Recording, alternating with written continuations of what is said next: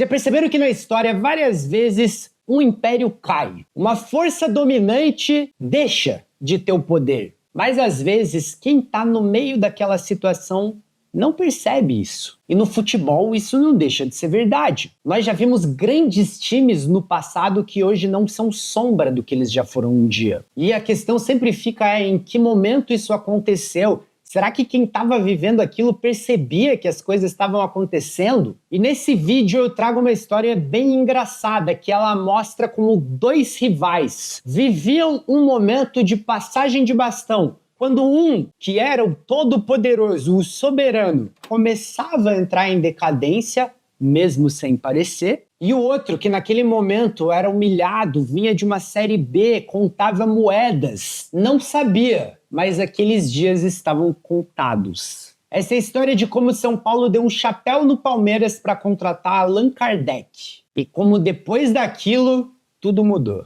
Mas então vamos começar um pouquinho sobre o Allan Kardec, que talvez você veja hoje como um atacante já em fim de carreira, que não vem tendo grandes passagens por onde passa, mas que chega ao Palmeiras em julho de 2013 para disputar a Série B. E era um Palmeiras que carecia muito de referências técnicas, ainda mais depois de ter perdido o Hernan Barcos, que era o seu grande atacante do ano anterior. O Barcos tinha prometido ficar, mas o Palmeiras não tinha dinheiro nenhum. E aí o Grêmio queria muito o jogador. E numa negociação que envolvia a vinda de 5 atletas do time gaúcho para o time paulista, em troca do atacante, o presidente Paulo Nobre não pensou duas vezes em aceitar. Mas enfim, nessa situação, o Kardec chega, um atacante de 1,90 m, um jogador de presença de área, como um camisa 9 clássico, mas que ainda tinha muita mobilidade e a inteligência de um meia atacante. Então a adaptação dele ao time foi imediata. Isso aliado a uma postura profissional, a uma fala muito bem articulada,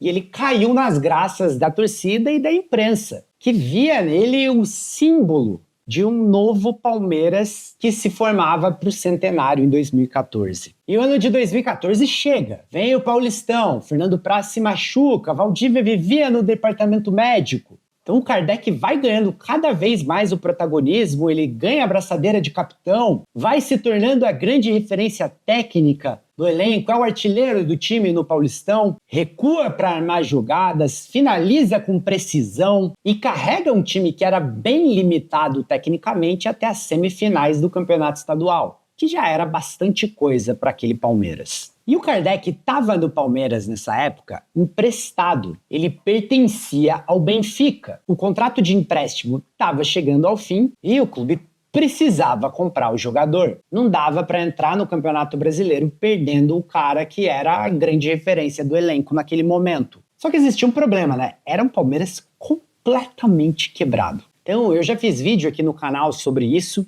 Quando o Paulo Nobre assume o Palmeiras em 2013, as receitas de TV estavam completamente comprometidas para aquele biênio de 13 e 14. O clube tinha muitas dívidas de curto prazo e ele precisava pensar numa solução. A solução que ele encontrava muitas vezes nos contratos dos jogadores eram contratos por produtividade. Então o Palmeiras oferecia um salário fixo menor e bônus por partidas jogadas, por performance. Ele acreditava que isso aliava os interesses do atleta aos interesses do clube. E aí, em abril de 2014, o Palmeiras precisava decidir o que iria fazer com Allan Kardec. O contrato de empréstimo estava chegando ao fim, o Benfica não queria mais ficar emprestando, então o Palmeiras precisava decidir, vai comprar, vai fazer o quê? E aí o clube paulista vai ao clube português e consegue se acertar em relação a valores. Acerta algo entre 4 e 4 milhões e meio de euros, uma cifra que sabe Deus como o Palmeiras pagaria, mas pagaria parcelado. Só que o problema agora residiria no contrato com Allan Kardec. O agente do Kardec era o próprio pai, e foi ele quem negociou com a diretoria do Palmeiras. E aí, segundo relatos da época, eles acertaram um valor X. Quando chegou na hora de redigir o contrato, o Palmeiras faz algo como o valor X menos um valor entre 5 a 20 mil reais. Então as fontes elas falam em algo que fica nisso aí, uma discrepância de 5 a 20 mil reais mensais. O que, claro, pensando para nós, cidadãos comuns, cidadãos, sei lá, pensando para nós, é muito dinheiro. Mas vamos ser sinceros, pensando nesse mundo de jogador de futebol, no mundo do futebol de elite, são centavos. 5 mil reais é muito pouco. 20 mil mesmo é quase nada para eles. E aí o Paulo Nobre tinha essa política de tentar economizar ao máximo, tentar barganhar em tudo. Só que a visão do staff do Kardec, que no caso era o pai dele, não o empresário, é que, isso era uma falta de respeito. Você chega a um acordo com um atleta que tem feito tudo o que tem feito pelo teu clube e agora você vai querer barganhar com um acordo feito. Nessa hora é que o São Paulo abre o olho. E, de novo, se o Palmeiras vivia esse momento de vinha da Série B, não tinha dinheiro para nada, o São Paulo era o time que tinha sido tricampeão brasileiro, ainda era o soberano, tinha vencido a Sul-Americana em 2012, era tratado como um exemplo de gestão no futebol brasileiro, era o time que muitos diziam que ia dominar o futebol no Brasil. E aí Carlos Miguel Aidar, o presidente recém-eleito do clube, vendo essa confusão no Palmeiras, entra em contato com o pai do Allan Kardec, entra em contato com o Benfica, se acerta com o clube português, se acerta com um atleta sem nada de produtividade, então valor integral. E o Paulo Nobre, quando percebe esse risco, decide voltar atrás. Só que nessa aí, o pai do Kardec informa o presidente do Palmeiras: não há hipótese alguma de continuar no Palmeiras, porque ele já está apalavrado com o São Paulo. E aqui a gente começa uma guerra midiática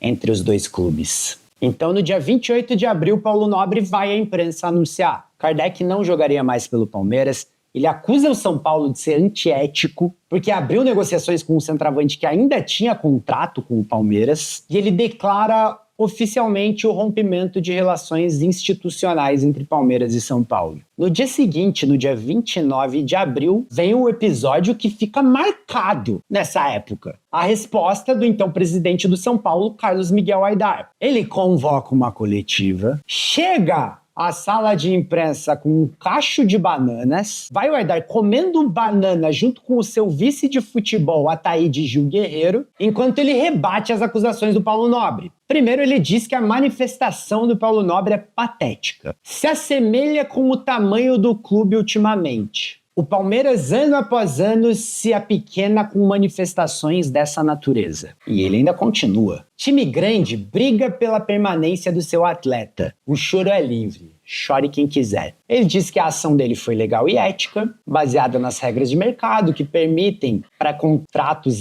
6 meses antes do fim do vínculo, que a manifestação do Palmeiras era juvenil e pueril, de um clube que não conseguia mais competir com a grandeza do São Paulo. E a real é que nesse momento ele estava muito certo. Existia uma distância muito grande entre Palmeiras e São Paulo. São Paulo era presença constante na Libertadores, era, como eu disse, time que tinha sido tricampeão brasileiro, time campeão da Sul-Americana.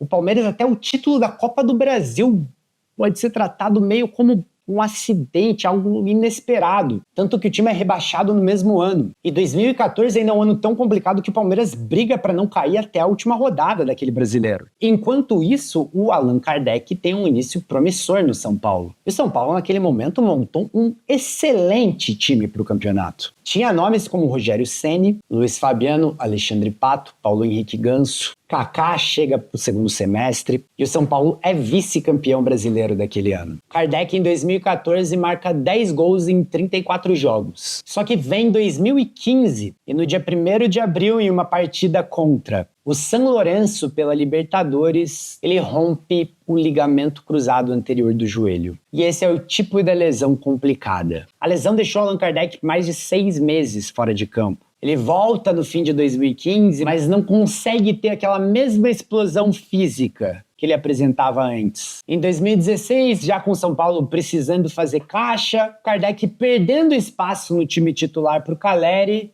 ele é vendido para a China. No fim das contas, a passagem dele não foi nada do que se esperava. Foram 25 gols em 94 jogos, mas nenhuma conquista. Quanto ao Aidar, o presidente da famosa entrevista Comendo Bananas, o mandato dele foi mais curto do que a passagem do Kardec pelo São Paulo, porque 1 ano e meio depois veio a público uma conversa que o próprio Ataíde Gil Guerreiro, o vice de futebol dele que estava naquela coletiva, gravou do Aidar sugerindo explicitamente desvio de fundo em transferências de jogadores. Inclusive, essa revelação que veio a público levou os dois a saírem às vias de fato. Os dois saíram na mão. E com toda essa confusão, aí no dia 13 de outubro de 2015, o Aidar renunciou ao cargo de presidente do São Paulo. Um adendo aqui, fora da história.